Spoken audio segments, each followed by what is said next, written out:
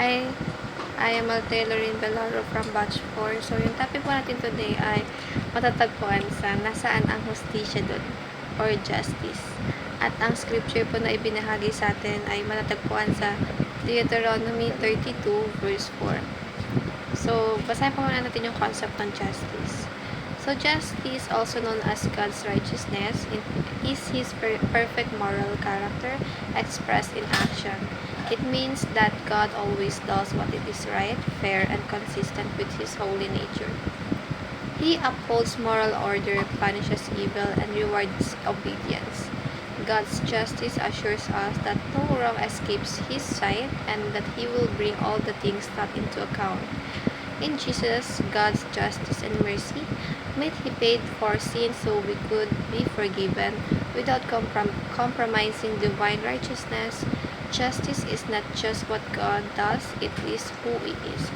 So, dito po, base sa nabasa po natin, dito mo makikita yung talagang pananaguto ng Panginoon sa atin na palagi nasa tama at hindi niya tayo nahayaan mapunta sa kasamaan. And of course, lahat ng justice na ginagawa ng Lord sa buhay natin ay mayroong dahilan or of course, ayaw tayo ng Lord na mapunta sa kasamaan. And syempre, yung mga wrongdoings natin na nagagawa is check niya at of course, hindi niya tayo pinapabayaan na mapunta tayo sa bagay na ayaw niyang ikapunta natin.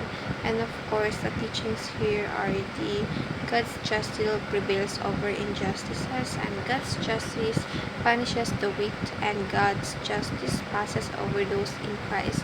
So, dito, sinasabi na pinapangalanan ng Panginoong Diyos ang mga bagay na ginagawa natin sa tama. At ang Panginoong Diyos ay hindi humahatol ng merong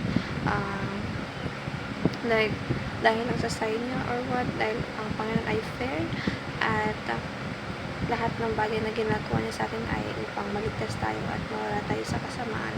And of course, dapat palagi natin i-keep in mind na lahat ng ginagawa natin sa buhay ay merong outcome na hindi natin possible na alam. It might be the reason na ikapapahamak natin ito. Majority of that is syempre ikapapahamak natin kung hindi natin kinag-iisipan ng maayos. Kaya ang Panginoong Diyos ay nagbibigay sa atin ng guide or rules na sa ganun ay maprotektahan din natin ang ating sarili physically. So, ang applications dito are speak up even when it requires sacrifice, fight for fairness and justice at all times, and love without compromising justice.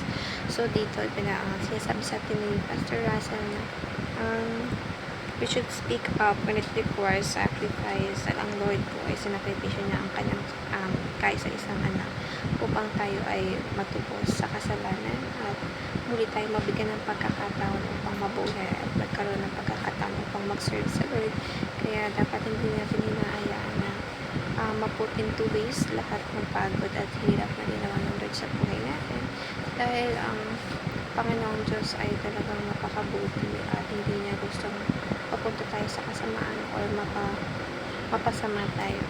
So, in that being said, we should always be mindful in our actions so that we can avoid all those wrongdoings that it might be the outcome na ikapapahamak natin. So, that's all everyone. Have a great day ahead and have a blessed Sunday ahead for tomorrow.